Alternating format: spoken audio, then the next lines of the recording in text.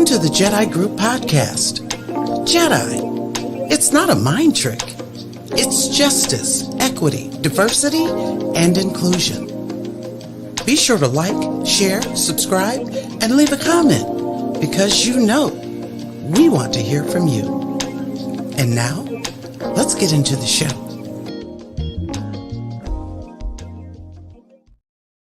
Welcome to the Jedi Group. All right. Okay, so let me fix this problem. Welcome. Welcome. Yeah, so we've got a little bit of yeah,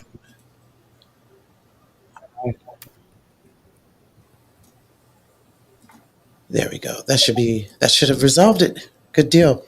Okay, so ladies, welcome to the show. Um, of course, I am the only Mel Cruz.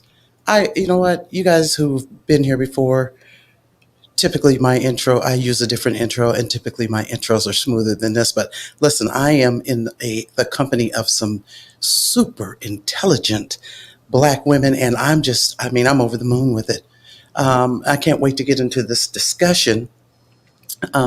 So please hit the like button, share the show, leave a comment if you're so inclined. We want to hear from you. You're welcome in the Twitter spaces to come up if you like. Um, but I do want to get right to it. We're talking about pet to threat phenomenon, the pet to threat phenomenon. And when I looked at the literature, of course, it says, the researchers, but these researchers are actually doctors. So we're going to get some clarification on their role and how they came to come up with this. It's just so fascinating. So I'm not going to do a bunch of talking. I'm going to let these ladies get it in, and we'll just go from there. So I do want to welcome Dr. Juanita Johnson Bailey. Hi, Dr. Bailey. How are you? Fine, thank you. Excellent, excellent. Dr. Keisha Thomas. Hello, ma'am. Hi, good evening. Good evening. And then, of course, Rosemary Phelps, Dr. Rosemary Phelps as well. Hello, Dr. Phelps. Good evening. Good evening. Okay, ladies. So we've done all the niceties. I really want to get into it. So when I was researching, I don't know how I came across this phenomenon, but it came across right on time. And so I guess what we could do first before we jump all the way in is have each of you, if you don't mind, take 30 seconds or less, kind of give us a quick overview of who you are, your specialty, and what you'd like for the audience to know about you and your work. I guess we can start with you, Dr. Bailey. Hi, I'm Juanita Johnson Bailey. I'm a professor at the University of Georgia. I hold the professorship, the Centennial Professorship in Women's Studies. And I've been at Georgia 30 years, and I have been blessed since I've been at the University of Georgia to meet Dr. Rosemary Phelps and Dr. Keisha Thomas. We're in totally different departments, we were in different parts of the university, but the university brought us together, and it was, I think, one of the best things that happened to me at the University of Georgia. Awesome, awesome. Dr. Thomas? Oh, that was so sweet, Juanita. Yeah. I'm Keisha Thomas. I'm an industrial and organizational psychologist, and my research focuses on workplace diversity. I'm professor emeritus at the University of Georgia, and as Juanita mentioned, that's where we all met. And I left in 2020 to take a position as Dean of Arts and Sciences at another institution. And I guess what I would want you to know that we pursue this work not only, because of our own positions as Black women navigating this society, but also to make sure that we can improve the workplace climate and environment for everyone. Awesome, awesomeness. And Dr. Phelps, please. Yes, I will first of all say it has been a lifeline, along with a pleasure, to work with Dr. Juanita Johnson Bailey as well as Dr. Thomas. I am currently a program coordinator for the counseling psychology doctoral program at the University of Georgia. I have served as department head of my department, which is the of Counseling and Human Development Services at the university. I was the first Black African American woman to serve in that role. My research focuses on Black professional women and multicultural issues more broadly. Okay, awesomeness. Wow. Let me shout out the people in the Twitter space. Twitter, if you can hear me, please put an emoji up. I want to make sure that you're getting all of this good richness. So if I can get 100, a thumbs up, something in the air lets me know that you guys can hear. Twitter spaces. All right, good deal. Thank you, DJ. Appreciate you. Okay, so that's interesting. So I want to take it back around here to Dr. Bailey, what you stated about, or Dr. Johnson Bailey, what you stated about how you guys ended up meeting. And you said the universe brought you guys together. And of course, shout out to you, Dr. Nikki Proctor Walden in our YouTube space. Thank you so much for joining. I appreciate you. Thank you for sharing the live. So just, if you don't mind, if you're able, like, how exactly did it come about? Because what I want to know is, did you start the research and Pet to Threat was already this phenomenon, or had you together as a group, did you guys say, hey, did you stumble across these commonalities? I mean, that's what I want to know first. Well, to give you a little bit of background, we had all been at the University of Georgia for more than, I think, 2 decades, when we were put into or nominated to attend the HERS Academy. And it was the HERS Academy at Wellesley. So our different departments sent us there. We were the 3 professors that were sent to this academic leadership program for women who were going into administration. And so, being at Wellesley together over the weeks, we would have conversations after we'd attend classes and seminars and lectures. And so we each looked at the commonalities across our careers, and that's how this conversation started on Pet to Threat. It was Dr. Thomas who actually put sort of the themes that we had put out there together and came up with the phrase, the descriptor, Pet to Threat. And it sort of evolved from a natural conversation. In describing our careers, I said when I first came on board, everyone loved me. It sort of reminded me of what Zora Neale Hurston said about the pet Negro. And then Dr. Phelps talked about how now, as she had progressed in her career and gone through the ranks and had positions of power, people didn't see her that way anymore. And I believe it was Dr. Thomas that said, yes, now we're seen as a threat.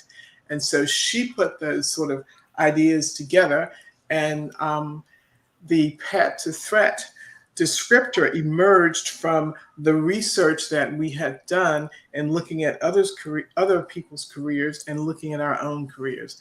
And I'll turn it over to Dr. Thomas.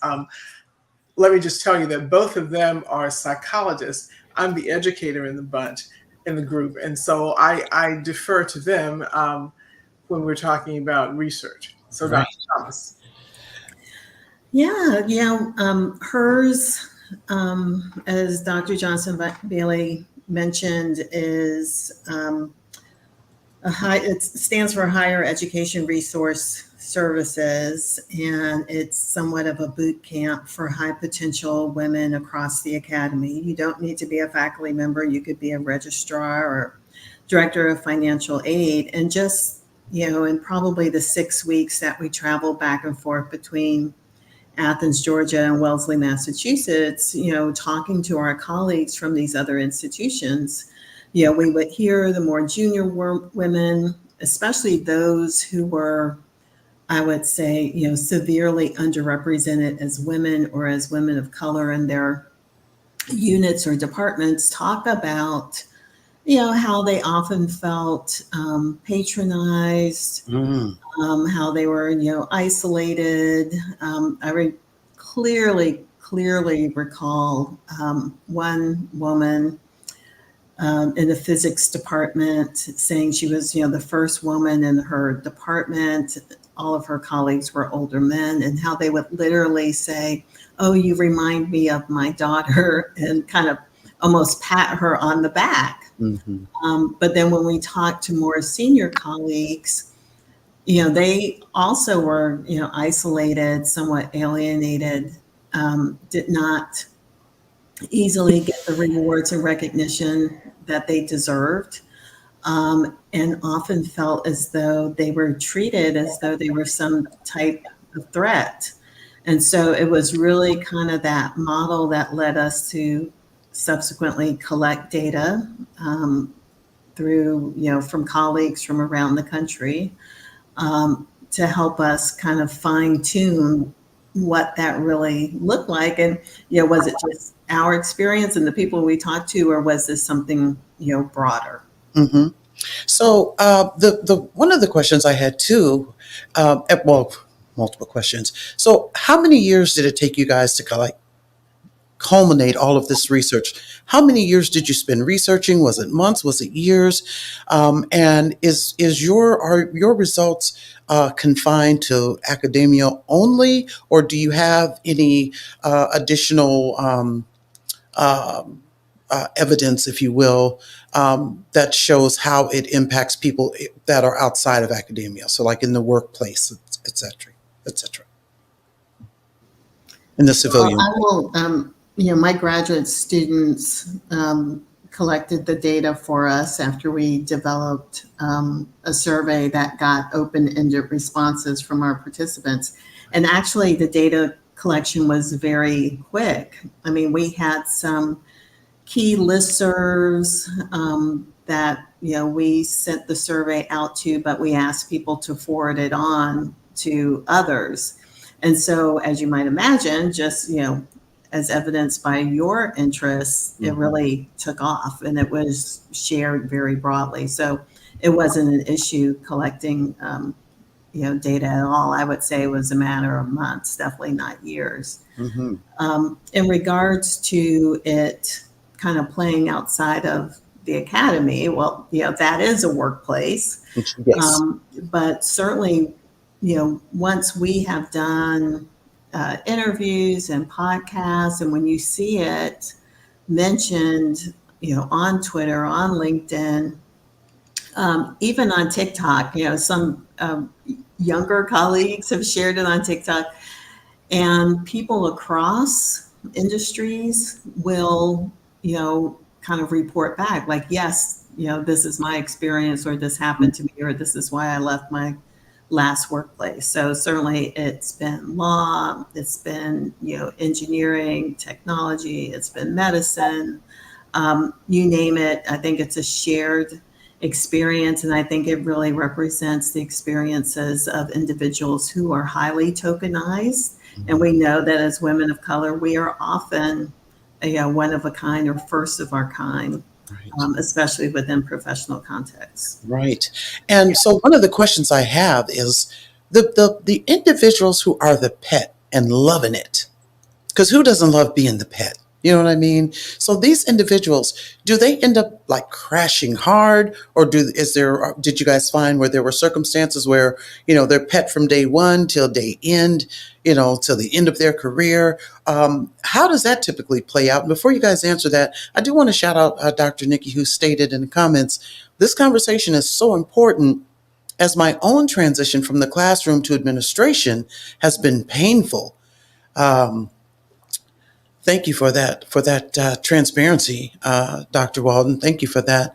I don't know, either of you ladies that want to answer that question as far and even possibly address what Dr. Nikki has stated. Does the pet, do some of them find where they actually remain the pet, does the pet does that individual at times feel threatened and then keep this thing going, keep this phenomenon alive? I'm hoping this question, you guys are able to process this question for me. Well, it really depends on your level of consciousness. Certainly, there, everyone likes being the favorite. That nice girl syndrome. We are socialized to want to be nice, and to appreciate when people appreciate us.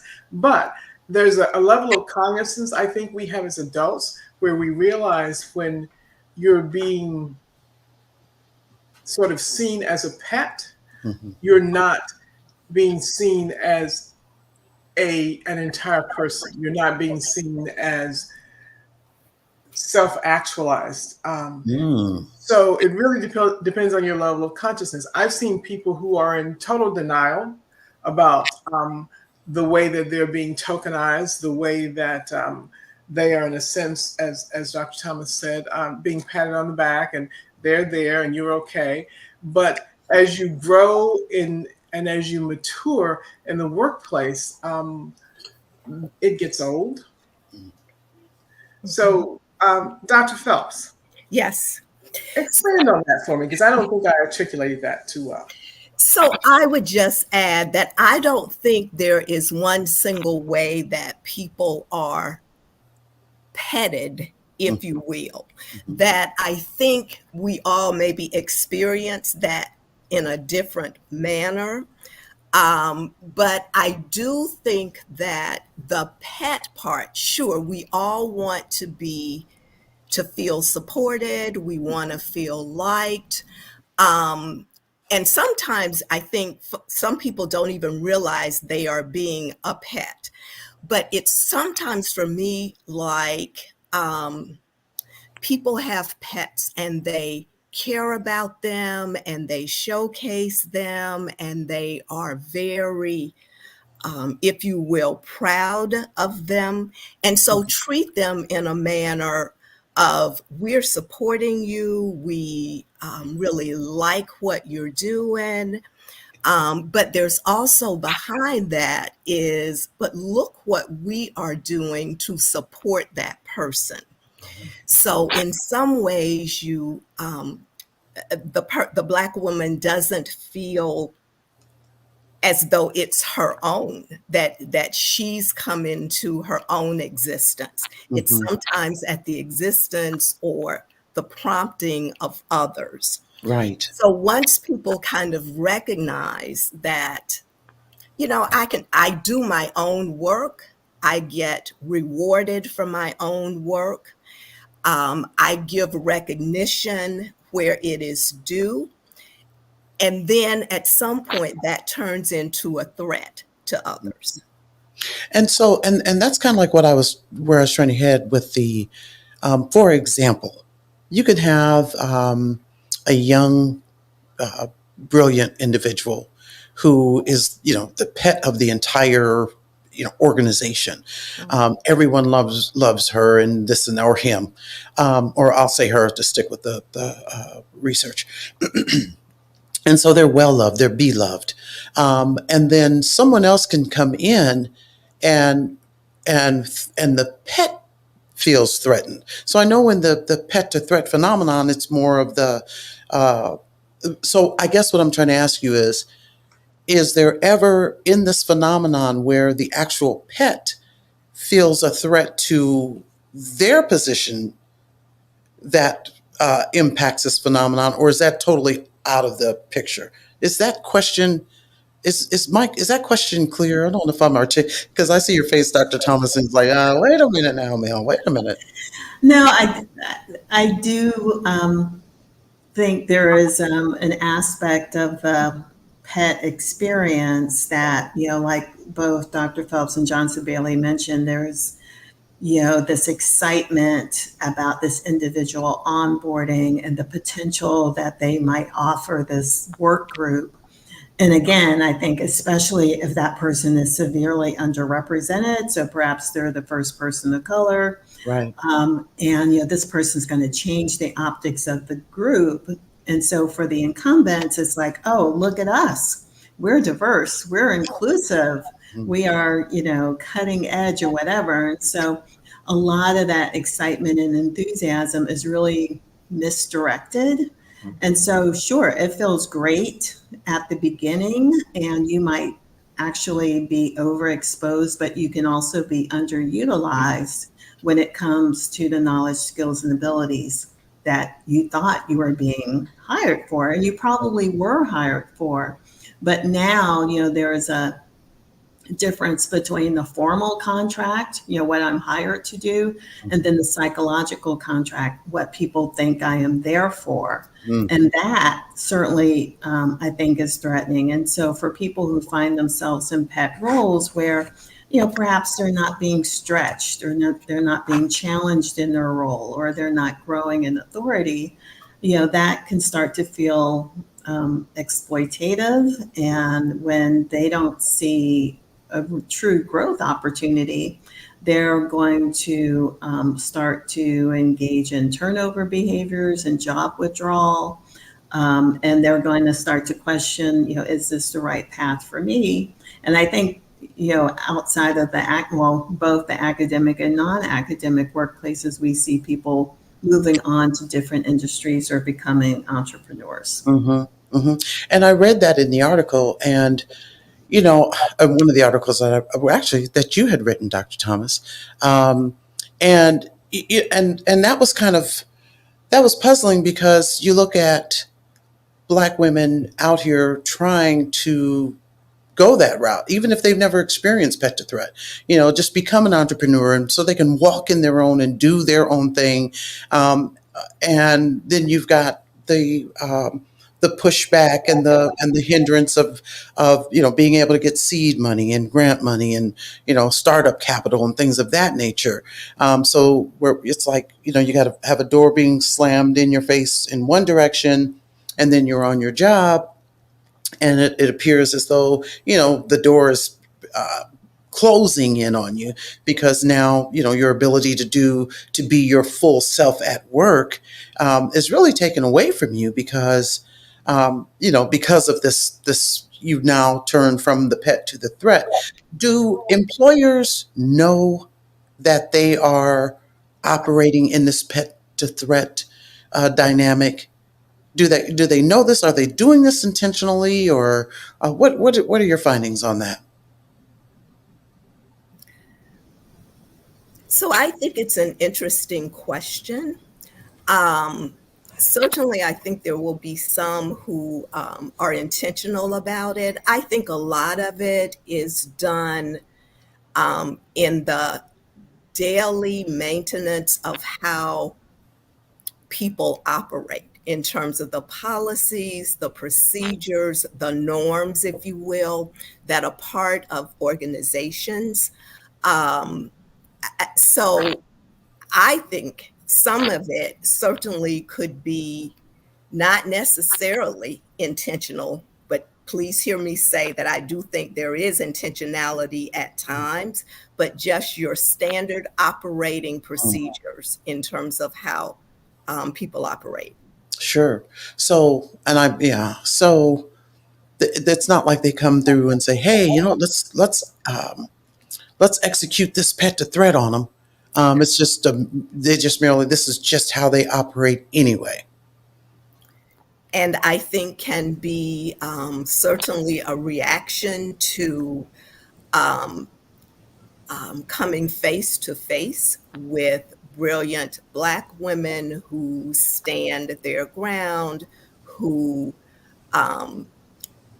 want and demand inclusivity and have a social justice lens. I think in some ways it's a reaction to that as well. Mm-hmm. Just a quick minute, shout out to Island Browning. Island Browning, good to see you. Thanks for pulling up. So what are we supposed to do?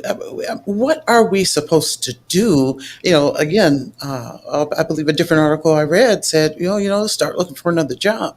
But what if you got time in? What if you don't want another job? What if you want to fight it out? I mean, how do we deal with these things? What did you guys find to be the successful way to navigate in a pet to threat environment? Well, I think first and foremost, you have to always know the culture that you're existing in. Hmm. and be strategic about how you move through that culture. One of my favorite sayings, and I didn't know I had been saying this so long until I heard my daughter, who was participating in the panel, say, "I will not participate in my own disrespect," and Mm. and that's something that I've just always said. When I know that you're disrespecting me, I'm not going to go along to get along. And I think that there are ways that you can communicate that message and not be a part of what's going on. It's one of my favorite examples is remember when Kamala Harris said, "I'm speaking." Hmm. So she stopped them in their tracks and said, "I'm speaking. You listen. It's my turn now." And I think that it's appropriate at times to call people on what they're doing um, in a manner that is professional Hmm. but firm. And that certainly happened to me. I've seen it happen to other people in the workplace. And what I try to always do is to be an ally. And so there are times at meetings when I hear young Black women speaking, and someone else will start talking, and I'll say, "Excuse me, but let's go back to what Dr. Williams was saying before she was interrupted." Hmm. And so I don't think it makes any sense to be the only one. I think that when you get it, if you are the only one, then it's incumbent upon us to push that door open and to help other people enter and to then help them navigate once they're there. And so when you are aware of a situation that is problematic, I think we have to be our own advocates. I think we have to be advocates for other women, especially other women of color, who want to stay in that workplace because quite often change is made from within. Hmm. Okay.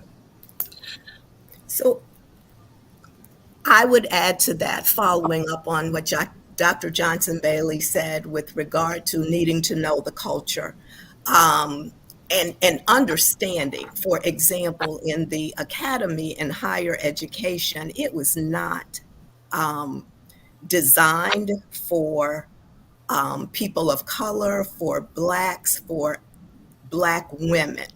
And so recognizing that it's really not necessarily us that is um, needing, is the, as you will, we always get labeled as the problem. So it's Hmm. understanding that the problem does not lie with us or within us, that it really is a systemic kind of problem. So I think recognizing that in terms of can be very helpful with strategies, important strategies, recognizing that we are resilient, uh, that we are resilient, and our history is one of resiliency and perseverance. And so not to let go of that when we are in these spaces, the academy, in other professional spaces. More and more, I'm realizing the importance of self-care, um, and our own well-being, that sometimes we give and give and want to fit in to a system um, that was not designed for us, that really in some instances would want to keep us out. That we have to take care of ourselves and then be very discerning about who we have as allies, how we go about fighting the battles. It's every battle worth fighting for. There may be other ways to fight battles. So all of those things I think we need to take into consideration as Right. well. So, and I feel like, if for those who are totally unaware, because I was looking for this answer, not knowing that pet to threat phenomenon was actually the answer. Um, and so, for those ladies who are actually going through this actual phenomenon, I mean, that's a long, ugly road. It's ugly and it's painful. uh, what Dr. Nikki said, hey, this has been a pain. It's extremely painful. And so if you don't even know that that this phenomenon exists, you're just like, oh my God, just spinning, running, just running into a brick wall, or so it seems. And then, like, to me, in my view, it's what level of self-care can you do? Because if you depend on that job, if you depend on that workplace, it's what self-care can you do?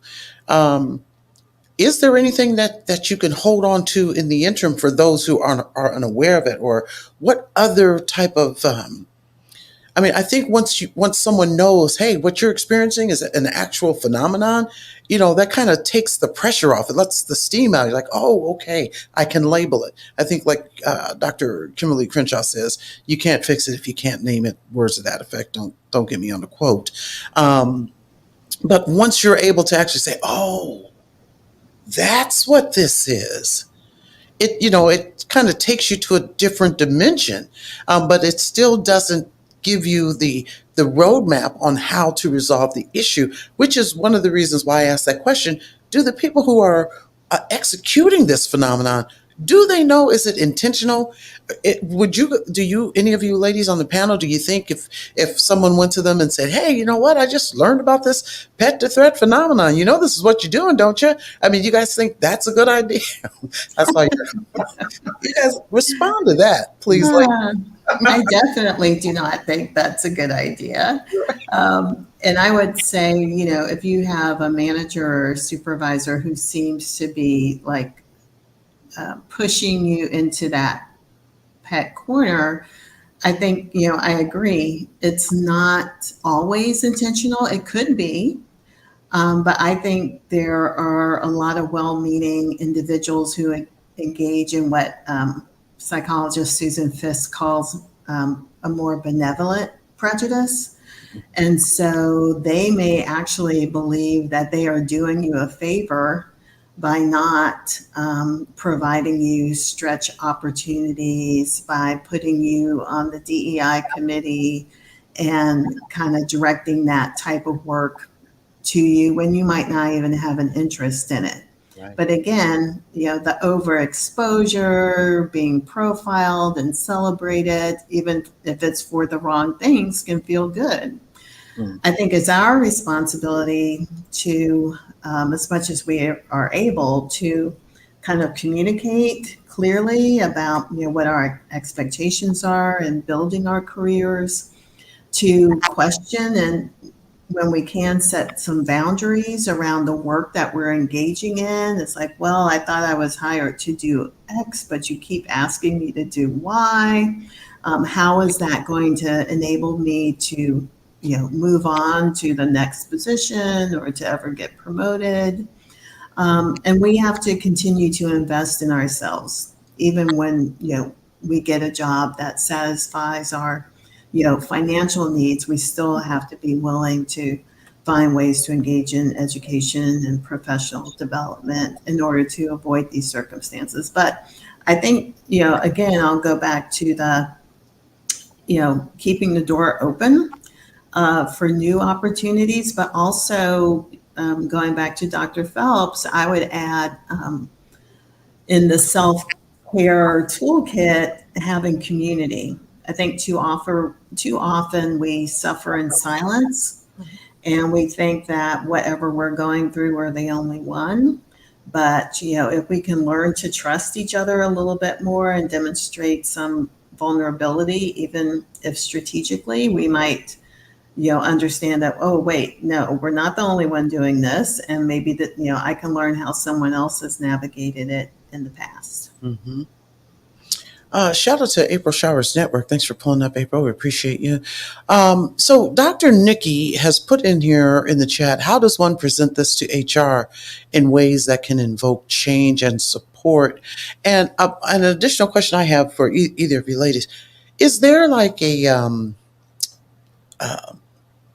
collateral damage, any fallout from this pet to threat phenomenon, like other than the dynamic between the pet and and the, and the supporting team.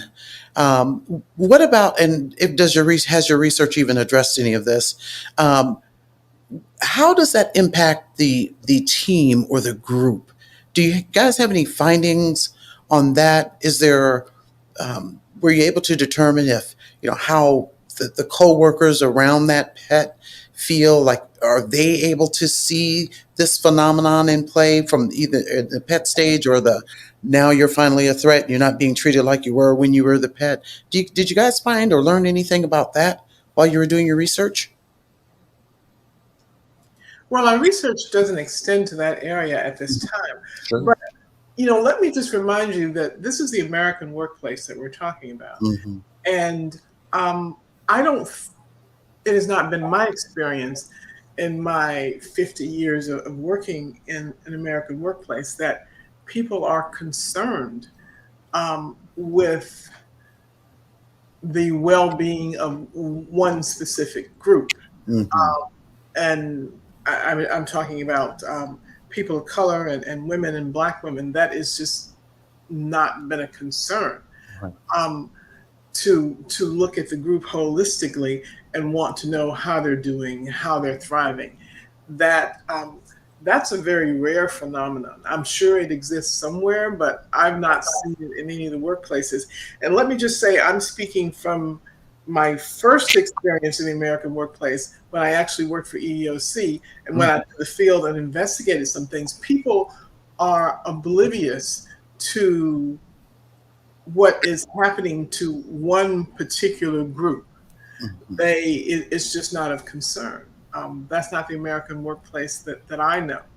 And please, Dr. Thomas and Dr. Phelps, join in and address this. But I've never seen anyone be overly concerned to what's happening to the women in the workplace. Are they thriving? Are they succeeding? Even when they have stats that show them that the pipeline is leaking, they wonder, they may look at specific instances, but they don't to look at the group as a whole and to make some sort of analysis would then put the onus on them and the workplace and for them to see what part they play in the problem. And I've just never seen anyone be that concerned with that. And truly own it and then look to make it better. Well, back to Dr. Nikki's question, how does one present this situation to HR and as she states, in ways that can invoke change and support? Do you guys have any recommendations on that? And then to follow up on her question, she says, what would professional development look like that addresses this phenomenon? If you ladies have an idea on what that should look like. Yeah, I would say I've had a different experience than what Dr. Johnson Bailey described. So when I was still at Georgia, I would, periodically talk about my research to the Atlanta Diversity Manager Association, which is, all the chief diversity officers in the Atlanta corporate community. And I remember after maybe my second talk, VP from one of the large Atlanta utility companies came up to me and said, I heard you talk about your work on diversity resistance in the past, and I think, my organization would like to fund your lab. And as we got, into the conversation over a matter of weeks, what I learned is that he knew that, he had a leaky pipeline of Black high potential women leaving that organization. They were easily poached. And as he, said to me, no one mentored them. White women don't seem to be interested in them, and the Black men above them are kind of hands off. So they are very much kind of left alone, and we're trying to retain them, but it feels almost impossible. So I think, in an era where DEI was, a stated value of many organizations, and they're competing with one another for being on these top 10 lists and getting recognitions, which, in my literature can demonstrate some financial return on investment. There was a tracking of these sorts of metrics. But I think as there's more and more challenges, we're going to see, interest in tracking and trying to understand that data lessen. And as to the second question, the professional development is not to resolve, being treated as a pet or being treated as a threat. It's to give yourself opportunities to move on to the next thing, right? And not just be content with, the skill set that you've developed, where you are, but to just give yourself an opportunity for more mobility. Right. Yeah, it does kind of sound like, I wonder if someone else, maybe if someone else were able to pick up this mantle and start going in different directions. And I don't know, let me put it like this. If it were me and I picked up this mantle, I would be more like, hey, this is what you guys are doing. Let's fix it. This isn't right. That's not the right attitude. I'm sure it's not what you ladies would do. So, but I think the best thing about this is to recognize that it exists, recognize exactly what it is. And it seems to me, and ladies, you can correct me if I'm wrong, it seems to me like if you've identified this as a quandary that you're in, that one needs to go ahead and start looking for something else in order to maintain their peace. Because it doesn't seem like there's a lot of room to actually, and I could be wrong, and that's why I'm glad you ladies are here. It doesn't seem like there's room to actually lay it out and try to get around it, or it's hard to make people see. So, would you guys agree with that, or do you think? What are your thoughts on that?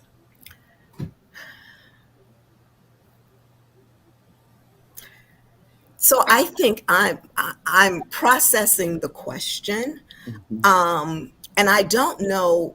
For some, the answer may be to leave. To say, "Wow, this is too much for me. Not what I want to deal with," and move on. Mm-hmm. I think all three of us, though, having been in an academic higher ed setting for me, 34 years.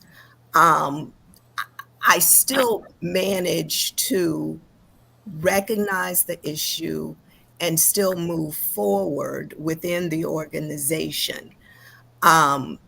Identifying what's happening, I think that as Dr. Thomas mentioned, communicating and not staying in our silos. We're so good sometimes, and that superwoman identity comes out, and that serves us very well at times. And then there are times when we do need to be more vulnerable to the right individuals and the appropriate communities. Recognizing, again, I keep going back to our strengths that we have had. One of my main reasons, I think, for getting into academia and continuing to stay in it was wanting to be a part of future generations. So generations being trained and nurtured to pick up the mantle.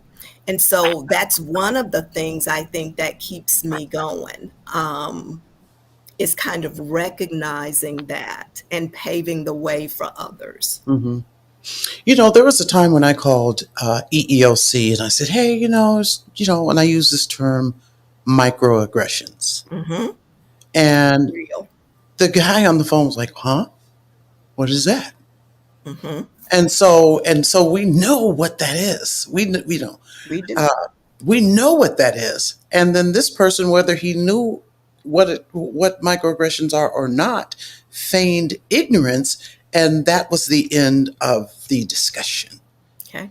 And so my concern, especially in this climate, this, 2024, 2025, is you guys, I've heard you say, the communicating. With whom should the people enduring this pet to threat phenomena, with whom should they communicate in order, and who should they communicate with in order to relieve the stress and seek resolution? Because it's seeming like, and again, just the fact that it can be identified is enough for me, but it seems like that might be all we're able to do until additional research is done on, yeah. Well, see, I don't think it's a phenomenon that we have recognized. Okay. I know that I live in a constant state of being perceived as a threat because I've risen through the ranks. I've gone from assistant to associate to professor to now holding 3 professorships. I know how I'm seen and how I'm viewed Right. as a threat. That cognizance gives me an understanding of how then I need to navigate the workplace. I don't. It is not a point of discomfort. It's just a point of being. And so I don't look for anyone. In my earlier years, I can remember wanting someone to sort of fix it or solve it or Mhm. make me feel better. I don't do that anymore. I go back to what Dr. Phelps said about self-care. Mhm. There are many ways that I take care of myself, whether it's my massages every 2 weeks, but more importantly, it's having a network outside of academia, having a network within academia, women that I know from other universities that I see once or twice a year at different conferences so that we can physically talk and have time to get away. But then I have conversations with them, through text, through email, through picking up the phone to say, okay, Vanessa, am I crazy or Ooh. did this really happen? Right. So I have a network of Yes. Black women across the U.S. that support me. I have Dr. Phelps, I have Dr. Thomas that I can call and start the conversation with the familiar phrase, Mm. believe this?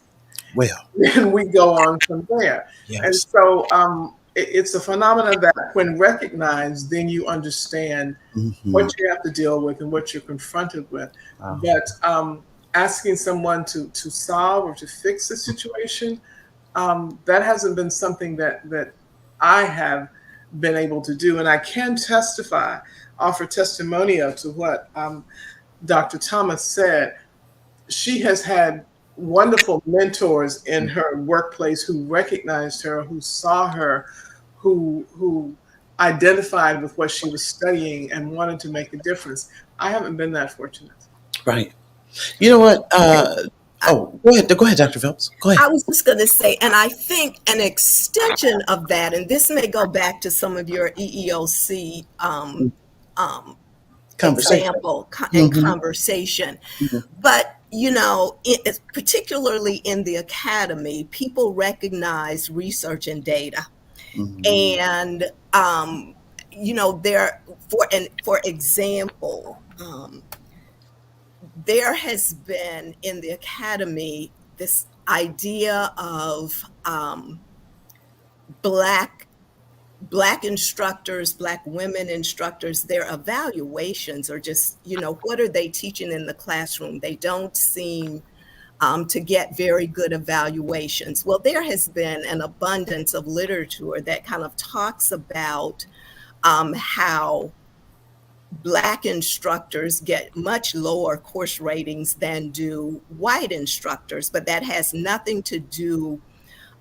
It has more to do with who's doing the evaluations than the expertise of the instructor. And Mhm. so, one of the ways I think we can help deal with some of this is kind of the educative nature um, to our colleagues and allies.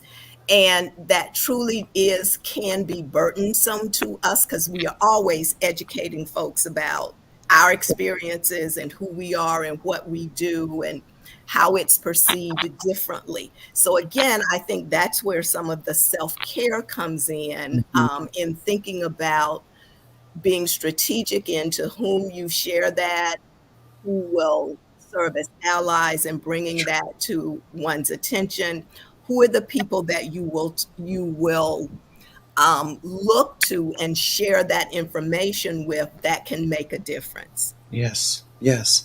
You know, what I appreciate about all three of your responses is that all three of them are different, which is great because, and I'm going to say, Dr. Bailey, more than likely, I'm probably going to, I think I respond to yours like, will you believe this?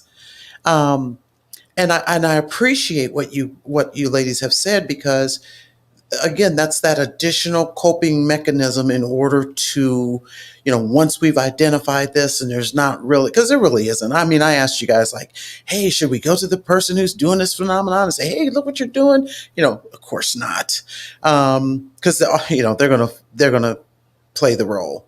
But just for us to stay sane and stay not allowing them to win at trying to diminish and minimize our greatness. And so, yeah, these different approaches are just so important, especially for the variety of individuals who, as Black women, we're just completely diverse. An additional question I had, though, and we're going to. I don't know if anyone in the Twitter space has a question. If so, please come on the stage because we're probably going to wrap shortly. But one of the additional questions I had, when you guys were doing this research, or when the research was being conducted and you guys were making it happen, what did you, because I know I've written the articles I've read as women of color, people of color, was that broken down and delineated or stratified as far as like specific to Black women, Latino women, or are we just looking at just people who are not white identifying? I don't, I would say statistically, we did not have the power to really break into these subgroups. Mm-hmm. I think the original sample was female, but you saw people expressing pet experiences and threat experiences across racial groups, across disciplines, across different types of institutions, even across roles, faculty and staff. So, for me, if we were to continue to engage in this work, I would be interested in the extent to which this is kind of a numbers game, an issue of like numeric representation, or is it an issue of power? Mm-hmm. Those with the least level of power are most vulnerable to being treated as a threat, having these barriers to their, career mobility. And then perhaps once they, jump every hurdle, exceed every goal, then having the experience of threatening the status quo. So I think that's kind of an empirical question for me. Mm-hmm. Mm-hmm. Okay. Let me say, I've sat back and marveled at the times that I've seen sort of pet to threat used in the press. I saw someone use it in reference to the president of Harvard resigning. And I thought, oh my, okay, that. And so I've just seen this resonate across the academic workplace, across the just American workplace, period. And so I'd really be interested in looking at a study of Black, high-powered Black women executives, mm-hmm. and how this has resonated in their work lives. And so one of the things that I've talked to Dr. Thomas and Dr. Phelps about is doing an edited volume where we collect the stories of women from across the American workplace to see how they identify this phenomenon in their individual careers.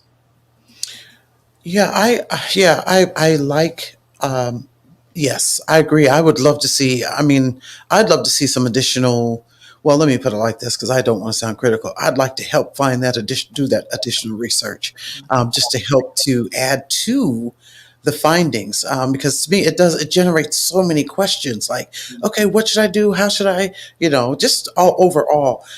Dr. Nikki has stated in the comments that this discussion has given me language to use as a better analogy for an uncomfortable experience. It's been my experience that people regulate many concerns surrounding gaslighting and microaggressions as a you problem, not one that is systemic. What are your panel? What are your thoughts on Dr. Nikki's statement? Do you want me to just say amen to that? Well, hey, I think that, before there's a name to it, I saw it again and again and again anecdotally. And even as I read research, I would see it, and it was just identified as a thing, that women were experiencing pushback, that they were experiencing resistance as they went up the career ladder. And now there's a name for it. yes, So I think that is part of the issue, that it has been there, but there wasn't a name for it because it hadn't been identified as this phenomenon. absolutely. And then once it became identified, I think it became our issue or our problem, if you will, when really and truly it is a systemic problem Yes, and a historical one. yes, indeed. Yeah, I feel like we've talked a lot about the pet experience. But if I recall thinking about our data of the more senior women who expressed being treated as a threat, and again, that looked like not having the same rewards and recognition as their peers, being perhaps lacking voice even as leaders, but they also talked about having an erosion of support from prior mentors, from family members who didn't understand their ambition. And when I've looked at responses to articles, about pet to threat posted on Twitter and LinkedIn, one of the things that really struck me was just how grieved some of these women have been when their mentoring relationships eroded, Right. where they reached a certain level of accomplishment, and then the senior women who were happy to kind of mentor them now seem to kind of distance themselves from them. And sometimes this was between two Black women or women of color. So I think that's definitely kind of another area we could build kind of into Yes. a future project. Yeah, because especially as this knowledge of this pet to threat phenomenon gains awareness, there's and I think that's the part I was trying to drive at was people that are doing this, executing this phenomenon, knowing exactly what they're doing, and that's where to me it would seem that you could have a direct conversation. Hey, Susie, I know you were reading that article on Pet to Threat, and that's exactly what I've been saying to you for the past 8 years, Susie. Now let's talk about it. And I know, you ladies, you won't say it like that, but, so now you've got two parties that are aware of this phenomenon, and there's no denying they're aware of it, but yet it still continues to thrive in the workplace. That's where I'm like, and I like what Dr. Johnson Bailey said about I go get that massage every 2 weeks. I'm calling my network. Hey, this again, which is definitely a stress reliever. But sometimes, I want to deal with a new form of stress. And I'm tired of Susie winning all the time. Like, stop giving me the blues, Susie. So, yeah, I think additional research would be, in that area. That would be. I just think I would just like to know more about, how we can be able to actually bring this up. I think like Dr. Walden is saying, like, how can we take it to HR and not and them not say, huh? But you will recall that I said I don't participate in my own disrespect. Right. No, that's right. Ooh, I will call people on what they're doing, and I will name it. It's just that in terms of then wanting HR to solve it, that has just been not a route that I have taken in academia. right. So if you don't mind me asking, and if it's too, if it's like, hey, look, Mel, I didn't sign up for this. So when you have called people on it, like what have been some of the responses, or is it not the pet to threat, just the action, that's something specific per se that you call them out on? Well, I remember an incident where a colleague was, in a sense, taking some of my work and then wanting to get a book contract with it. And I remember asking a mentor for help in this situation. And he said to me, Juanita, you have enough. Can't you let this other person have this? Which meant giving my academic work away to someone. And my response was no. And so I just nicely found a way to talk to him about it. And then to say, if a book proposal is going to be done on this, I'm going to do it. And I, in fact, then went and did that book proposal. Um, and it was at a time before I was ready to do it, but it meant either claiming my work or letting someone else claim it. Right. So even though I was told to stay in my place, I let them know that my place was alongside my work. Come on. Yeah. Well, and, Melanie, you recall when we first started having this conversation, about this podcast, Sure.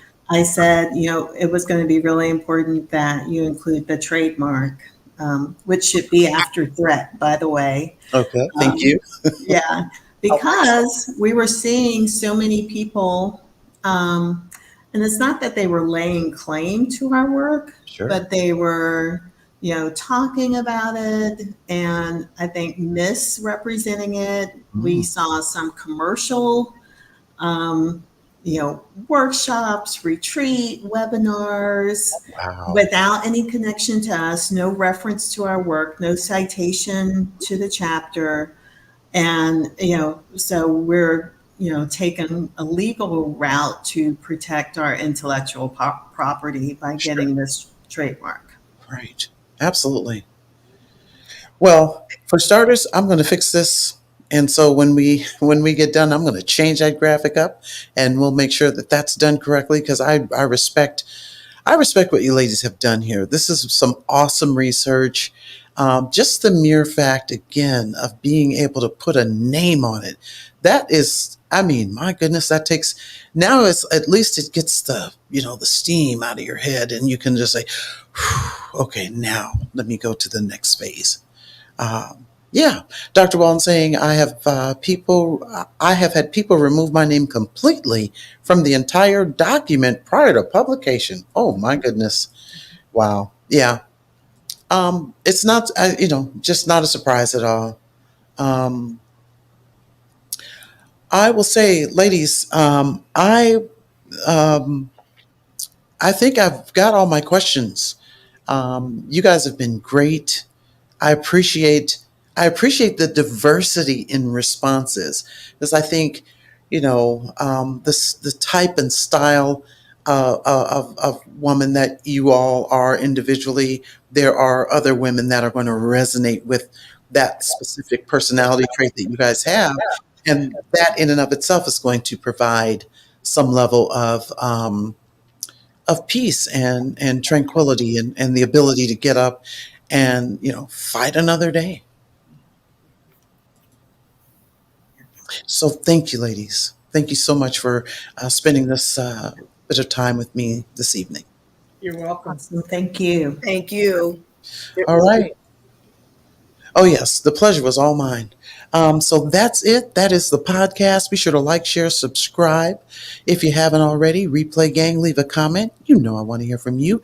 And until next time, y'all, we will see ya when we see ya. Thanks again.